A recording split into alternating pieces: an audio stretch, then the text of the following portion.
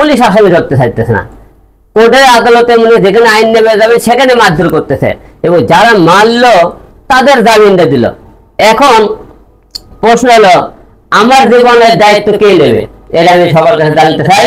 প্রিয় দেশবাসী এবং যারা আইনের মনে করেন লোকজন আছেন, তারা সবাইকে, আমার জীবনের দায়িত্ব কে নেবে?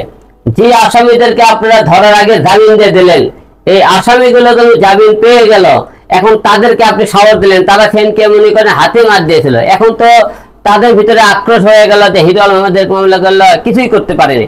তারা তো এখন আমাকে এখন যে কোটা মেরে ফেলে দিতে পারে, কারণ আদালত তাদেরকে মনে করেন কি করলো, জামিন দিয়ে তাদের সাহস বেড়ে দিল। তার বিচার কোন জায়গায় আছে? আজকে যে জন্য সবাইকে ডাকা, গত কয়েকদিন ধরে দেখতেছেন যে হিরো আলম মিডিয়াতে আবারও বেশি কথা বলতেছে, অনেকে বলতেছে। আমি কিন্তু আপনারা সবাই জানেন কারণ ছাড়া কাউকে ডাকি না, আর কারো বিরুদ্ধে কথা বলার জন্য ডাকি না। আমি অল টাইম আমার নিজের জন্য ডাকি আপনাদেরকে, আর কোনো জায়গায় অন্যায় অত্যাচার হলে সেখানে এনে কথাবার্তা বলি।